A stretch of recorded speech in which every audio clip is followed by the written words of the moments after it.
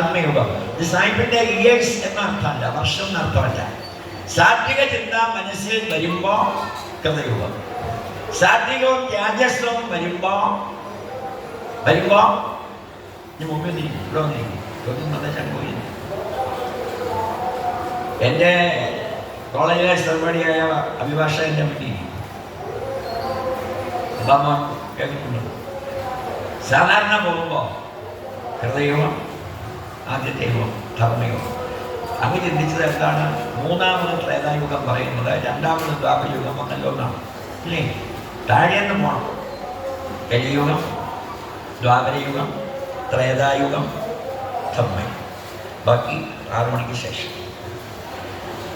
ഈശ്വരീയ ധർമ്മത്തിന്റെ ആ വൈശിഷ്ട്യത്തെ മനസ്സിലാക്കാൻ നമ്മുടെ ആചാര്യന്മാർ നൽകിയ ഉദാത്തമായ ചിന്തകളിൽ നിന്ന് ഉടലെടുത്ത ധർമ്മങ്ങൾ ഒരു ദിവസം കൊണ്ടോ ഈ ജന്മം കൊണ്ടോ മനസ്സിലാക്കും നമുക്ക് ചിന്തിക്കാനോ പറയാനോ സാധിക്കുന്നുണ്ട്. അതൊക്കെ നമ്മൾ നല്ല ചർച്ചകളും ഡിബേറ്റുകളും വേണം.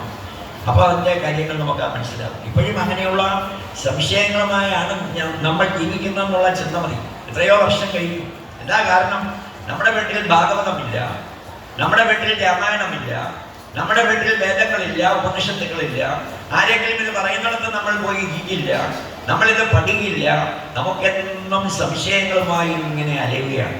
മത്തായിയുടെ സുവിശേഷം 5-ാം അധ്യായം 4-ാം വാക്യം ചോദിച്ചാൽ 8 വയസ്സുള്ള ആളും പറയും. ഖുർആനിലെ 7-ാം പേജിലെ ആദ്യത്തെ ലൈൻ ഏതാണെന്ന് ചോദിച്ചാൽ 4 വയസ്സുകാരനും പറയും. 65 വയസ്സുള്ള ഒരാളിനോട് ചെന്ന് ഭാഗവതത്തിൽ എത്ര സ്കന്ധമുണ്ടെന്ന് ചോദിച്ചാൽ പറയും. എന്താ കാരണം? ഈ ഗ്രന്ഥം വീട്ടിലില്ല. അങ്ങനെയും അത് ചോദിക്കേണ്ടി വന്നത് അതുകൊണ്ടാണ്. അപ്പൊ അതൊക്കെ നമുക്ക് സംശയങ്ങൾ ദൂരീകരിക്കാനുള്ള ചർച്ചകളൊക്കെ വെക്കുമ്പോൾ അതൊന്നും പറഞ്ഞാൽ തീരാത്താണെന്ന് നമുക്ക് മനസ്സിലാവും. നമുക്ക് വേണ്ടത് മാത്രം എടുക്കുക. 1 വർഷം പഠിക്കുന്നത് 1 വർഷം പരീക്ഷയിലുണ്ടല്ലോ. 2 മണിക്കൂർ അതിനെപ്പറ്റി പരീക്ഷയിലാണ്. 7 വിഷയങ്ങൾ 7 ദിവസം പരീക്ഷ എഴുതി 100-ൽ 100 വേണ്ട, ജയിക്കാനുള്ള മിനിമം മാർക്ക് മതി. തോപ്പിക്കരുത് എന്ന് പ്രാർത്ഥിക്കാനാണ് ഈ സങ്കേതം. അച്ഛനാരാണ്, അമ്മയാരാണ്, മക്കളാരാണ്, ഇതിന് വലിയ വേദാന്തമൊന്നും വേണ്ട. അത് പഠിച്ചിട്ട് മതി. ഈ കൃതത്രേത ദ്വാവരെയൊക്കെ പിന്നെ മതി. ആദ്യം നിന്റെ അമ്മ ആരാണ്? ആ അമ്മയെ നമസ്കരിച്ചിട്ടാണോ നീ പരമശിവനെ തൊഴാൻ വന്നത്? ജന്മം നൽകിയ അച്ഛനെ നമസ്കരിച്ചിട്ടാണോ പരമശിവനെ തൊഴാൻ മോചന വന്നത്? മക്കൾ തൻ്റേതാണെന്നുള്ള ചിന്തയോടെയാണോ ജീവിക്കുന്നത്? പിന്നെ ഇവിടെ വന്നാൽ മതി. ഈ മഹാസങ്കേതത്തിൽ അതുകൊണ്ടാണ് ഒരു ശിലയിലോ ഒരു ക്ഷേത്രത്തിലോ ഒതുക്കാൻ പറ്റാത്ത വിശാലമായ ആശയങ്ങളുടെ കേന്ദ്രമാണ്. നീ എങ്ങനെ ഇതിനെ ചിന്തിക്കുന്നോ അതേപോലെ കാണുക. യുഗമൊക്കെ മാറ്റി വെക്കും. എന്നിട്ട് നീ തൻ്റെ മനസ്സിൻ്റെ വിശാല തലങ്ങളിൽ 1-ാം സ്ഥാനം എനിക്ക് നൽകുന്നതിന് മുൻപ് പെറ്റമ്മയ്ക്ക് കൊടുക്കണം. മാതൃദേവോ ഭവ, പിതൃദേവോ ഭവ, ആചാര്യ ദേവോ ഭവ.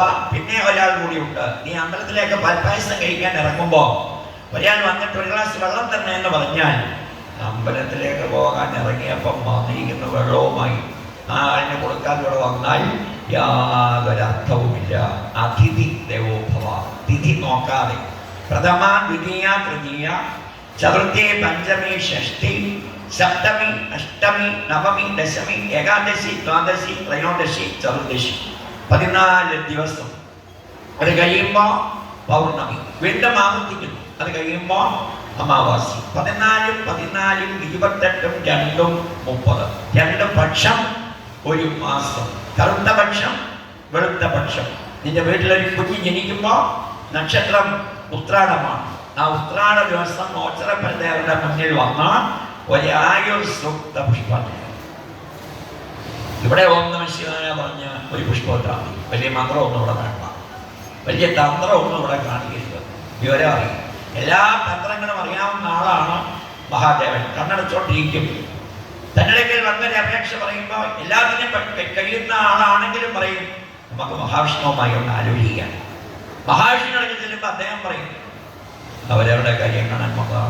അപ്പോഴാണ് വരുന്നത് നമുക്ക് ദേവിയോട് ചോദിക്കാം. ദേവിയോട് എന്ന് ചോദിക്കുമ്പോൾ പറയും ഗുരുവിൻ്റെ TCയും കോൺടാക്ട് സർട്ടിഫിക്കറ്റും ഉണ്ടോ? ഇതൊക്കെ നമ്മുടെ കുഞ്ഞുങ്ങൾ പഠിക്കാനാണ് ഓച്ചിറയിൽ സമ്മേളനങ്ങൾ നടത്തുന്നതെന്നും ഓച്ചിറ പരബ്രഹ്മങ്ങളിൽ ഇരിക്കുന്നതെന്നും ചിന്തിച്ചാൽ മാത്രം നമ്മുടെ ജീവിതം ധന്യമായി പ്രിയപ്പെട്ടവരെ. കുറേ സർട്ടിഫിക്കറ്റും കുറേ വിദ്യാഭ്യാസവും കുറേ സമ്പത്തും ഒന്നുമില്ലാതെ ഒരു പരമോന്നത നീതിന്യായ പീഠം ഒരു ചുമതല പ്രൊഫസറിനെയും അഭിഭാഷകന്മാരെയും ഏൽപ്പിച്ചപ്പോൾ തൻ്റെ ദൗത്യത്തിന് എന്താണ് വേണ്ടതെന്ന് ചിന്തിക്കാൻ കഴിവുള്ളവർ അത് ഏറ്റെടുക്കുമ്പോൾ നടക്കുന്ന ഉദാത്തമായ ചില കർമ്മങ്ങളാണ് ഇവിടെ വരുന്നവരുടെ പ്രാർത്ഥനയെയും വിശ്വാസത്തെയും വർദ്ധിപ്പിക്കുന്നത്. ഒരാൾ ഒരു ഭൂരിപക്ഷത്തിന്റെ സന്തോഷത്തിന് വേണ്ടി അവരുടെ സന്തോഷത്തിന് വേണ്ടി ആ ധർമ്മത്തിൽ നിന്ന് വ്യതിചലിച്ചാൽ ഭഗവാൻ എന്നോട് കോപിക്കും. സമൂഹത്തിന്റെ സന്തോഷമല്ല നമുക്ക് വേണ്ടത്, ഈശ്വരന്റെ സന്തോഷമാണ്. ഐശ്വര്യമുള്ളവൻ എന്നാണ് ഈശ്വരന്റെ അർത്ഥം. ആലോചിച്ചു, ഭഗവാൻ ഭഗങ്ങളെ വഹിക്കുന്നവൻ. ആ ദൗത്യം ഏറ്റെടുക്കുന്നവർ ആരൊക്കെയാണെന്ന് നോക്കാനാണ് ഏത് സമയവും വരാം ഓച്ചറയിൽ. ഇല്ലൊരു നിയമാവലി ഒന്നുമേ. സമയം നോക്കണ്ട, നാമം ജപിക്കുന്നതിന് സമയം നോക്കണ്ട, വന്നു കയറുന്നതിന് സമയം നോക്കണ്ട, എപ്പോഴും ഓം നമഃശിവായ ജപിച്ചു വരിക.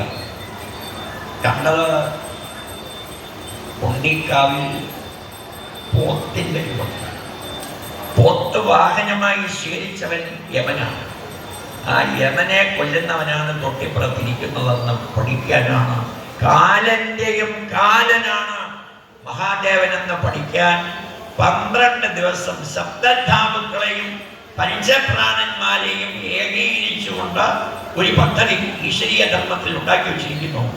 അക്ഷരാഭ്യാസമില്ലാത്ത ഗദാധരൻ എന്ന നാട്ടുകാർ പറയുന്ന ഒരു പൂജ ചെയ്യുന്നയാള് ഭദ്രകാളി അമ്മയെ പൂജിച്ചപ്പോ നേരത്തെ പ്രൊഫസർ പറഞ്ഞ ആറ്റത്തെ സ്പ്ലിറ്റ് ചെയ്താൽ electron, neutron, proton, positron, electron, energy എന്ന് പറഞ്ഞപ്പോൾ തൊഴുതുകൊണ്ടൊരു കുട്ടി എഴുന്നേറ്റു. സാർ, ആ എനർജി കഴിഞ്ഞുള്ളതൊന്ന് വിശദീകരിക്കൂ. അധ്യാപകൻ പറഞ്ഞു, ഞങ്ങൾക്ക് എനർജി വരെ പറ്റും, നിനക്ക് അതിനപ്പുറം അറിയണമെങ്കിൽ തൊട്ടപ്പുറത്തൊരു ക്ഷേത്രത്തിലെ പൂജ ചെയ്യുന്ന ആളുണ്ട്, നീ അദ്ദേഹത്തോട് ചെന്ന് ചോദിക്കും. ഒരിക്കലും നേരത്തെ പൊക്കോളൂ. പോയി ചെന്നു. വളഞ്ഞ് 4 കിലോ തൂക്കത്തിലിരിക്കുന്ന ഒരാൾ ഭദ്രകാളിയമ്മ സംസാരിച്ചുകൊണ്ടിരിക്കുകയാണ്. ഞാനൊരു സ്വാഗത പ്രസംഗം എനിക്കൊരു പത്രപ്രവർത്തകൻ വൈക്കത്തേക്ക് അയച്ചു തന്നിരുന്നു കഴിഞ്ഞ ദിവസം. സാർ, അതിൽ പരാമർശിക്കുന്ന ഞാൻ കേട്ടു. 12 മിനിറ്റ് മാത്രമുള്ള, അരനാഴിക മാത്രമുള്ള ഒരു സ്വാഗത പ്രസംഗത്തിൽ അന്ന് കളക്ടർ വരാഞ്ഞത് കൊണ്ട് ആ ചുമതല ഏറ്റെടുത്ത് വേണുഗോപാൽ സാറിനെ, IAS വേണുഗോപാൽ സാറിനെ സ്വാഗതം ചെയ്യുന്നതിൽ അന്ന് പ്രതിപാദിച്ചു വിവേകാനന്ദ സ്വാമി. ഞാൻ അവിടെ വന്നത് യജ്ഞവേദിയിൽ വെച്ച് കേൾപ്പിച്ചു. ഒരു പ്രസംഗം കേൾക്കാൻ ഞങ്ങളൊക്കെ അത് കേൾക്കണം. മറ്റുള്ളവർ പറയുന്നത് കേൾക്കുന്ന ഒരു സന്തോഷമാണ്. മറ്റുള്ളവർ പറയുന്നത് കേൾക്കാൻ ഒരു മനസ്സ് നമുക്കുണ്ടായാലേ നമ്മൾ പറയുന്ന ആളുകൾ കേൾക്കും. പറയുന്നയാളിന് ഒരു നാക്കേ ഉള്ളൂ, കേൾക്കുന്നയാളിന് 2 ചെവികളാണ് മുകളിൽ.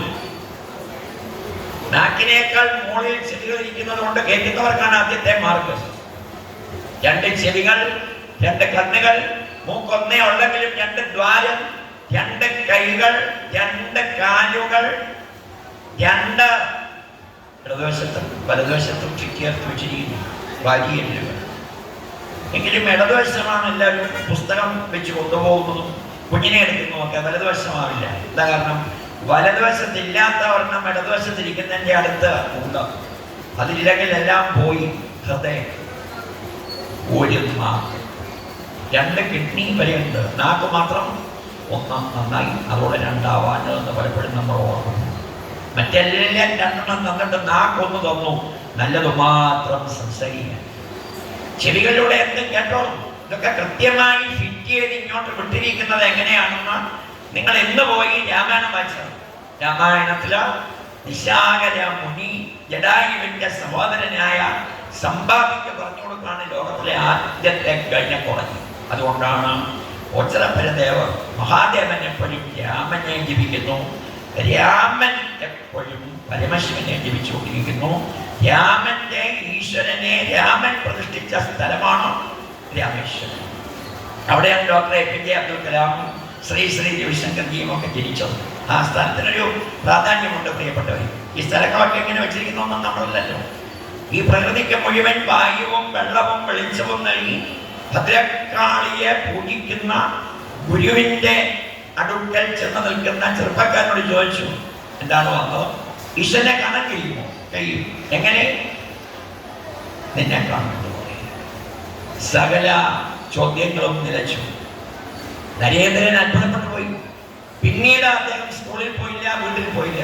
അദ്ദേഹമാണ് പ്രൊഫസർ എന്ന് പ്രതിപാദിച്ച ലോകം മുഴുവൻ 38 വർഷം കൊണ്ട് ഇളക്കി മറിച്ച കഠോപനിഷത്തിലെ ഉത്തിഷ്ഠത, ജാഗ്രത, പ്രവ്യവരൻ നിബോധത എന്ന മഹാമന്ത്രം സ്വാതന്ത്ര്യം കിട്ടുന്നതിന് മുൻപ് ഈ മണ്ണിൽ അവതരിപ്പിച്ച വിവേകാനന്ദ സ്വാമി. അക്ഷരാഭ്യാസമില്ലാത്ത ഗുരുവിന്റെ അക്ഷരാഭ്യാസമുള്ള മഹാശിഷ്യൻ. ആ ധർമ്മം സനാതന ധർമ്മത്തിന്റെയാണ്. Dear sisters and brothers of America, സനാതന ധർമ്മത്തിന്റെ ആദ്യത്തെ വിളി അന്യരാജ്യത്തിൽ ചെന്ന് 5 മിനിറ്റാണ് പ്രസംഗിക്കാൻ കൊടുത്തത്. വേഷവും ഭൂഷണവും ഒക്കെ കണ്ടപ്പോൾ വലിയ വിവരമില്ലാത്ത ആളാണ്, വേണമെങ്കിൽ 5 മിനിറ്റ് പറഞ്ഞോളൂ. 5 പേരെ മനസ്സിൽ സങ്കല്പിച്ചു. അമ്മ, അച്ഛൻ, ഗുരു ശ്രീരാമകൃഷ്ണ പരമഹംസൻ, വാഗ്ദേവതയായ സരസ്വതി, ഒറ്റയ്ക്ക് ലങ്കയിൽ ചെന്ന ഹനുമാൻ. തൊഴുതാൽ അറിയുമോ എന്നറിയില്ല, കൈ കെട്ടി നിന്നു. Dear sisters and brothers of America, അങ്ങോട്ട് ഊണയിക്കാൻ പോയവർ ഇങ്ങോട്ട് തിരിഞ്ഞു നിന്നു. ആരാണ് എന്നെ? സഹ ഉദരി. ഈ വിളിക്കുന്ന ആളിന്റെ അമ്മയുടെ ഗർഭപാത്രത്തിൽ കിടന്നവളെ, ഉദരം വയറ്, സഹ ഉദരി ഒരേ വയറ്റിൽ കിടന്നവൾ, സഹ ഉദരൻ ഒരേ വയറ്റിൽ കിടന്നവൻ. ഇതുവരെ നമ്മളെ വിളിച്ചത് പെണ്ണുങ്ങളെ ആണുങ്ങളെ എന്നായിരുന്നല്ലോ.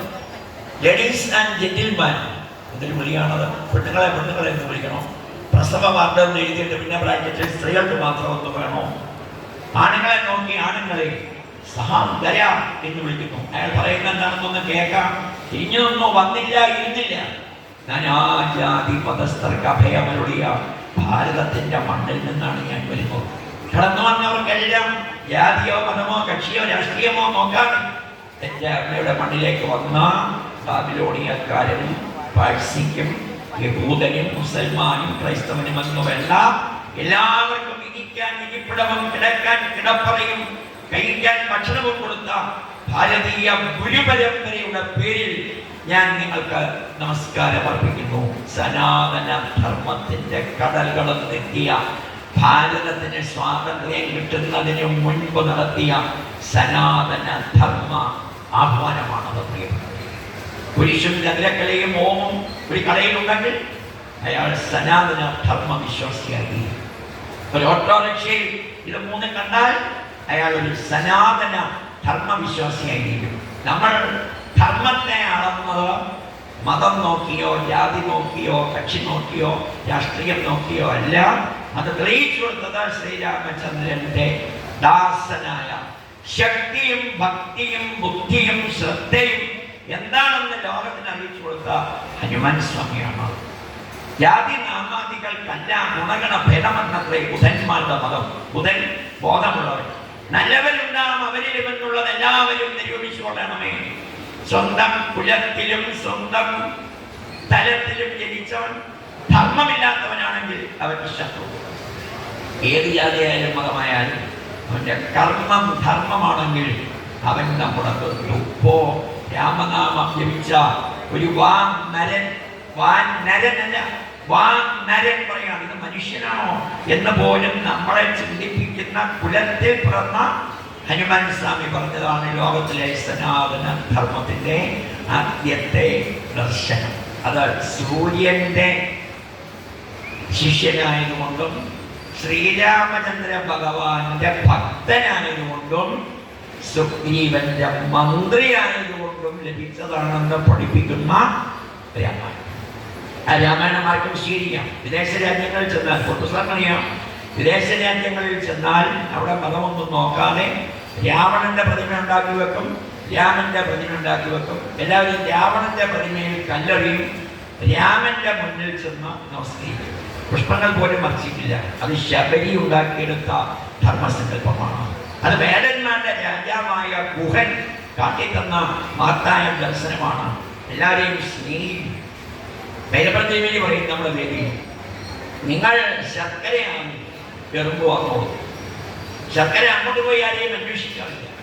ഓച്ചറയിൽ വന്ന് പ്രാർത്ഥിക്കും. ഫലം വീട്ടിൽ കുട്ടികൾ കൊണ്ട് കൊടുക്കും. 12 വർഷം പ്രാർത്ഥിച്ച് കഴിയുമ്പോൾ തന്നു കൊടുക്കും.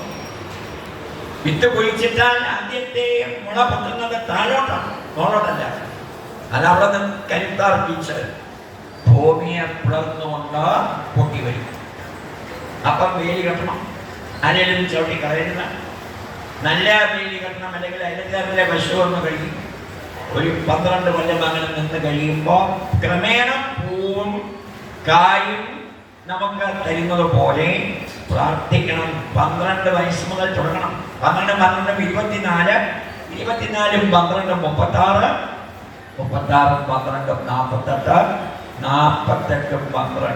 60. 60 വയസ്സാകുമ്പോൾ അവന് മനസ്സിലാവും ഈശ്വരനുണ്ട്, അത് സത്യമാണ്, അത് വിഗ്രഹമാണ്, അമ്പലമില്ലാതെ ആൽത്തറയിൽ വാഴുന്ന ഓങ്കാര രൂപമാണ്. ആ വിഗ്രഹം എന്താണെന്ന് അറിയവൻ ധർമ്മത്തിലും ഗുരുത്വത്തിലും ജീവിക്കും. വിശേഷേന ഗ്രഹിച്ചത് വിഗ്രഹം. കായംകുളത്തിന് 7 കിലോമീറ്റർ കിഴക്കുള്ള അറ്റാനും പള്ളിക്കൽ എൻ്റെ വീട്ടിൽ ചെല്ലുമ്പോൾ 12 മണിക്ക് എന്നെ നോക്കി അമ്മ ഇരിക്കുന്നു, ബെഡ്റൂമിലാണ്. അതേ ബെഡ്റൂമിൽ എൻ്റെ ഭാര്യ ഇരിക്കുന്നു, എൻ്റെ സഹോദരി ഇരിക്കുന്നു, എൻ്റെ മകൾ ഇരിക്കുന്നു. ആദ്യം കണ്ട സ്ത്രീയെ കണ്ടപ്പോൾ വിശേഷേന ഗ്രഹിച്ചു അമ്മ. രണ്ടാമതിരിക്കുന്ന സ്ത്രീയെ കണ്ടപ്പോൾ വിശേഷേന ഗ്രഹിച്ചു ഭാര്യ. മൂന്നാമതിരിക്കുന്ന ഭാര്യയുടെ അതേ പ്രായമുള്ള സ്ത്രീയെ കണ്ടപ്പോൾ വിശേഷേന ഗ്രഹിച്ചു എൻ്റെ സഹോദരി. കുറച്ചുകൂടെ പ്രായം കുറഞ്ഞ പെൺകുട്ടിയെ കണ്ടപ്പോൾ വിശേഷേന ഗ്രഹിച്ചു എൻ്റെ മകൾ. 4 സ്ത്രീകളാണെന്ന് കരുതി എനിക്ക് തോന്നിയതുപോലെ ചിന്തിച്ചാൽ നീ വിദ്യാഭ്യാസം ഉണ്ടെങ്കിലും വിവരമില്ലാത്തവനും, അറിവുണ്ടെങ്കിലും തിരിച്ചറിയാത്തവൻ, സമ്പത്തുണ്ടെങ്കിലും സംസ്കാരമില്ലാത്തവൻ. അതുകൊണ്ടാണ് ഇവിടെ വന്ന് കെട്ട് നിറച്ച് ഹരിഹര സുവനെ കാണാൻ പോകുമ്പോൾ വിളിക്കുന്നത് അറിവും ബോധവും തരണേ പൊന്നയ്യപ്പ. അത് സിലബസ് മാറിയ പുസ്തകങ്ങളിൽ കൂടി പഠിച്ചാൽ നമുക്ക് ലഭിക്കില്ല. അത് സിലബസ് മാറാത്ത ശിവപുരാണത്തിലൂടെ, ഭാഗവതത്തിലൂടെ, രാമായണത്തിലൂടെ, ഉപനിഷത്തിലൂടെ, വേദങ്ങളിലൂടെ കണ്ടുപിടിച്ച ഒരു മഹാസങ്കല്പത്തിന്റെ ദർശനം ഞങ്ങൾക്ക് ലഭിക്കുന്നത് ഈ മണ്ണിൽ നിന്നാണ്.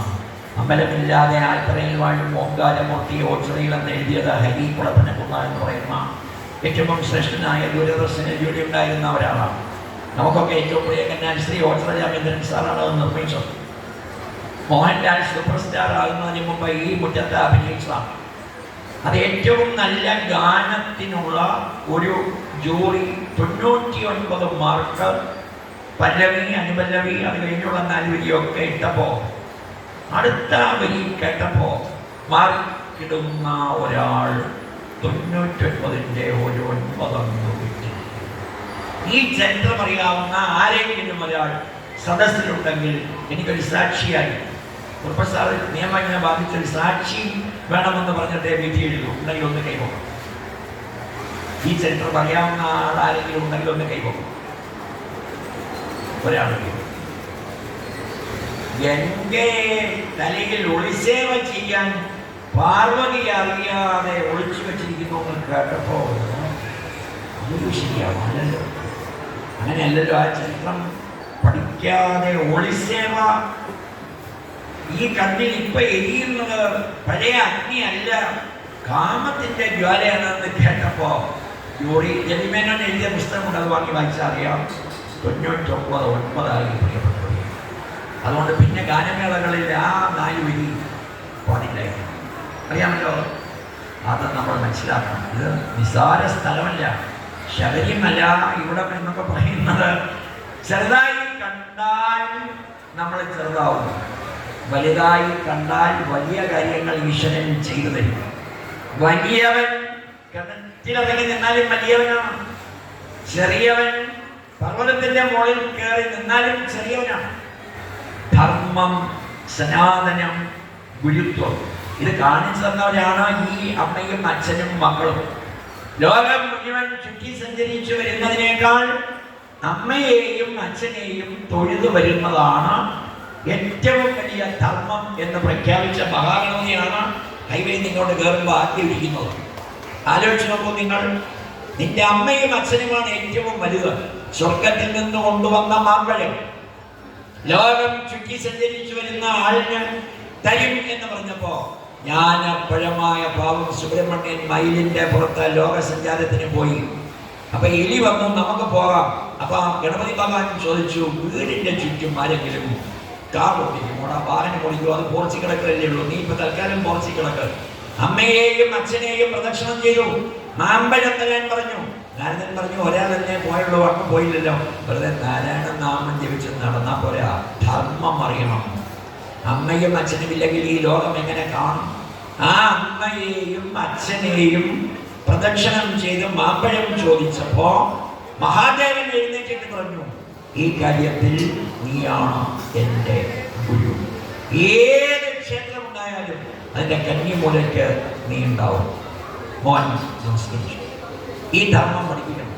അതുകൊണ്ടാണ് ഓച്ചിറയിൽ കല്യാണം കഴിച്ചുകൊണ്ട് എൻ്റെ രണ്ടാമത്തെ ചേച്ചിയുടെ ഭർത്താവിൻ്റെ പേര് ജഗദീശ്വരൻ എന്നാണ്. ഞാൻ ആലോചിച്ചു, അമ്മ ഈശ്വര്യമ്മയായിരുന്നു, അച്ഛൻ വേലുപിള്ളയായിരുന്നു. കോഴിശ്ശേരി ബാലരാമ സാറിൻ്റെ അച്ഛൻ്റെ അനിയനാണ്. ഞാൻ ചിന്തിച്ചതാണ്. 84-ാമത്തെ വയസ്സിലിരിക്കുകയാണ്. 89 വയസ്സുള്ള ഒരാൾ എൻ്റെ സഹോദരൻ്റെ ഭർത്താവ് ഏഴംകുളത്തുണ്ട്, ദാമോദരൻ കുറിപ്പ്, ചെക്കനാട്ടയാണ് അദ്ദേഹം.